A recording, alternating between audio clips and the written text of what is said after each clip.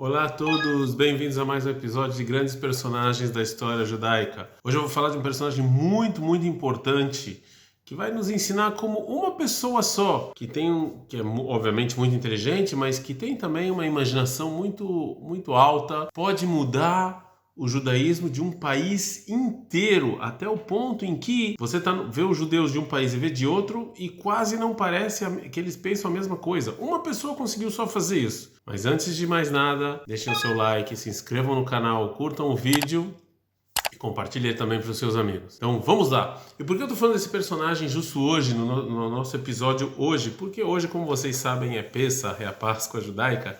E ele faleceu hoje, no dia 18 de Nissan, na Páscoa judaica, transformou a Páscoa judaica em um dia triste. Em 1993 ele faleceu nos Estados Unidos. E a gente vai falar do Rav Yosef Dov Alevi Soloveitchik. A família é muito famosa, tem vários Rav Soloveitchik, vários rabinos assim, mas o Rav Yosef Dov Alevi Soloveitchik, que morou nos Estados Unidos, é um só. E a história dele começa em 1903. Em 1903, na Bielorrússia, ele nasce e filho de um rabino chamado Rav Moshe Soloveitchik, e o pai dele era Hassid. Só um contextozinho, naquela época, Hassidut, que a gente tem vários episódios aqui sobre esse movimento, eles tinham, na verdade, era um movimento dentro do judaísmo e tinha um outro movimento que eles brigavam muito filosoficamente, chamado os contra, em hebraico mitnagdim, os que vão contra o Hassidismo, a Hassidut. E eles tinham algumas diferenças. A principal diferença, como a gente já falou, era qual é o centro do mundo judaico. Segundo o mundo hassídico, o centro do mundo judaico é a proximidade de Deus, o quanto você se sente próximo de Deus. Enquanto os mitnagdim, o centro do mundo judaico é o estudo da Torá. E o pai do Rav Yosef Dov Alevi Soloveitchik, ele era Hassid Chabad, ele tinha Hassidut de Chabad e ele estudava no mundo Chabad e ele teve toda essa educação hassídica. E ele não estudou em nenhuma faculdade, mas a mãe dele, vendo isso, ficou um pouco preocupada, porque a mãe dele veio de uma família dos Mitnagdim, e fala, não, aqui meu marido não está dando uma boa educação para ele não, deixa eu pegar ele aqui e colocar ele para estudar com o meu sogro. E a família da mãe do Rav Soloveitchik, ela era descendente de uma família muito importante no mundo dos Mitnagdim, que era a família de Brisk. O Rav Soloveitchik era descendente do Rav Moshe de Brisk, que era um gênio de Torá, sabia muita coisa. Então a mãe puxa ele assim para o lado e fala, não, vamos estudar aqui um pouquinho de Torá, da maneira mitnagedet, dos contras. E assim, mas isso foi muito importante para a criação do Rav Soloveitchik, porque uma coisa que o Rav Soloveitchik sabia fazer era juntar opostos, era fazer uma amálgama de coisas que a gente acha que não conseguem se juntar, mas ele conseguia juntar. Essa foi uma das grandezas dele. Ele aprendeu sem dúvida nenhuma com o pai, que era hassídico, se ligar a Deus, canção, música, e com a mãe, que era o estudo da Torá, até o ponto que ele escreveu uma vez, com 13 anos, ele vai escrever um artigo e vai mandar para o Rav Moshe de Brisk, que era um dos maiores, as sumidades naquela época, e ele vai ficar impressionado com que a criança escreveu. Ele fica impressionado e fala, olha só, esse rapaz vai ser grande. E com 22 anos, sem ter uma grande formação em matemática, em física, nem nada, o Rav Yosef Dov Soloveitchik decide ir para a faculdade de Berlim. E vão contando aí o que ele estudou. Ele vai estudar filosofia, ele vai estudar matemática, ele vai estudar física, ele vai estudar psicologia. Olha só quantas coisas ele vai estudar na faculdade de Berlim.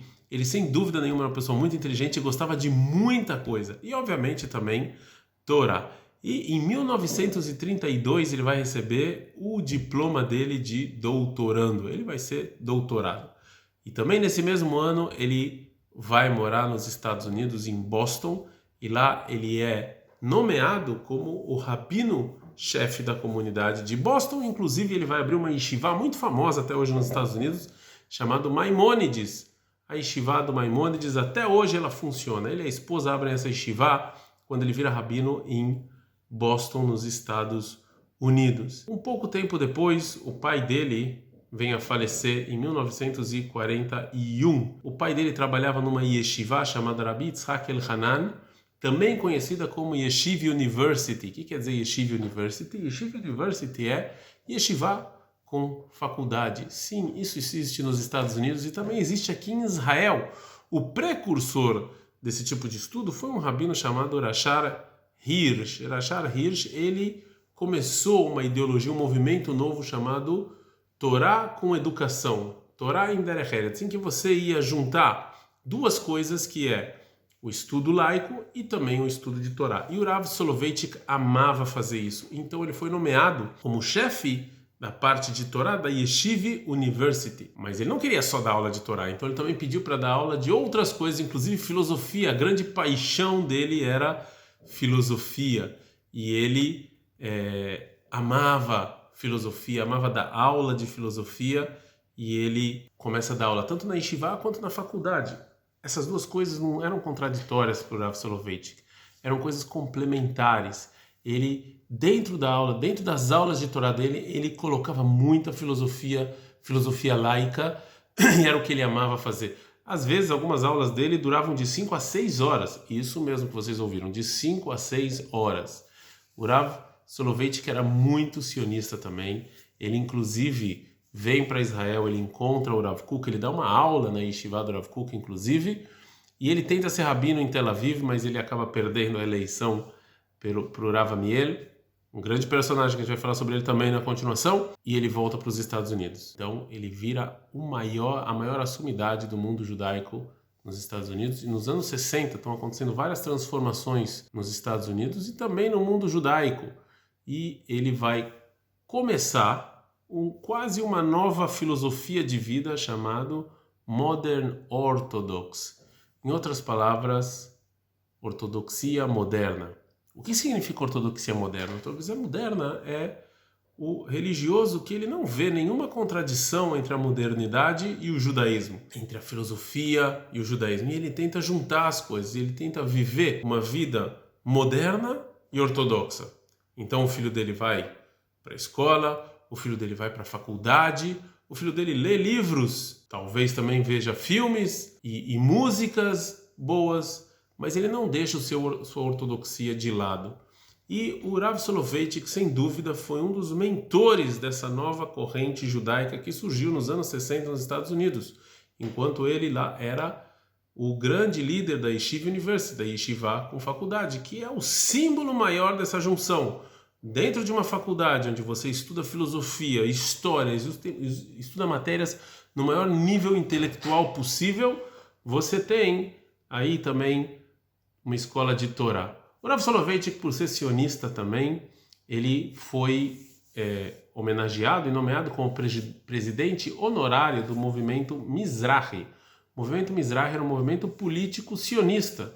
Inclusive, bem mais tarde, ele é convidado para ser rabino-chefe Ashkenazi de Israel, e que ele recusa. Em algumas entrevistas depois, perguntaram para ele, para o Rav Soloveitchik, por que você se recusou a receber esse papel de rabino-chefe de Israel? E ele explicou que ele sempre se viu como um educador. Ele gostava de dar aulas, ele gostava de estar com pessoas, ele gostava de educação. E ele não gostava de maneira nenhuma de política. E ele sentia que ser rabino-chefe de Israel, ele ia ter que lidar mais com política e menos com educação. Portanto, ele não aceitou essa função de rabino-chefe em Israel. Ele escreveu 2 livros em vida, mas muito do que a gente tem hoje em dia são muitos livros, principalmente em inglês e em hebraico, foram escritos depois que ele morreu. Um dos livros sionistas que aqui em Israel se gosta muito de estudar foi uma das aulas que ele deu no dia da independência, 1956. O nome do livro é O Amado Está Batendo na Porta, que é uma referência a um livro do Cântico dos Cânticos, do Shir HaShirim do Tanakh, em que lá o Rav Soloveitchik fala sobre os milagres que aconteceram na independência de Israel e como isso era uma batida de Deus para nos despertar, para nos acordar e trazermos os judeus para a terra de Israel. Mas ele mesmo, como eu falei, não aceitou, porque ele não queria cargo político, ele queria ser um educador. Como eu falei para vocês, a vida do Rav Soloveitchik foi mostrar que coisas que aparentemente contraditórias podem viver juntas. Um exemplo que a gente falou é filosofia, a parte mundana, a parte laica e o judaísmo. Ele mostrou como essas duas partes na verdade se complementam. Você é um bom judeu também se você estuda filosofia, e você vai ser um bom filósofo também se você estuda judaísmo. Sendo bom nos dois, você vai conseguir juntar os dois caminhos e seguir sua vida. Isso vai nortear a sua vida, esses dois caminhos. Ele também conseguiu juntar duas coisas. Lembra que eu falei lá no início,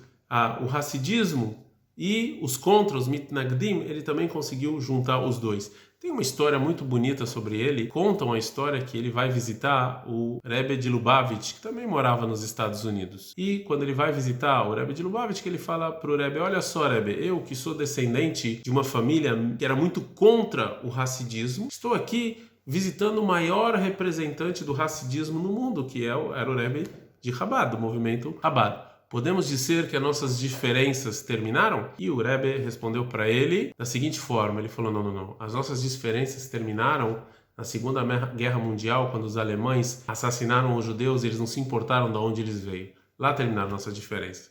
De qualquer maneira, apesar dessa história, a gente vê que o Rav Soloveitchik ele conseguia unir essas duas coisas. E graças a ele, o movimento ortodoxo moderno nos Estados Unidos é um movimento muito grande, é um dos maiores movimentos que tem hoje em dia nos Estados Unidos. E infelizmente você não vê isso quase em nenhum outro país, nem em Israel, muito menos no Brasil ou na América do Sul. E nos Estados Unidos ele é extremamente forte. E a resposta, por que lá é forte nos outros lugares, não é exatamente essa. Porque teve uma pessoa muito inteligente, muito capaz, que ela conseguiu juntar os opostos. E graças a ela, hoje em dia, o judaísmo americano é completamente diferente. O judaísmo americano não foi mais o mesmo depois do Rav Soloveitchik, que inclusive as influências dele chegaram até em Israel e no mundo inteiro também, mundialmente famoso. Mas lá foi a base dele, é muito mais forte. Mas a gente consegue ver como uma pessoa que quer, que tem vontade e tem capacidade, conseguiu mudar praticamente o mundo judaico nos Estados Unidos. Espero que vocês tenham curtido esse grande personagem na nossa história. Por favor, é muito importante pra gente vocês curtirem o vídeo e se inscreverem no canal. Isso dá pra gente muita força de continuar e produzir mais material interessante para vocês. Um forte abraço e até o próximo personagem. Tchau, tchau.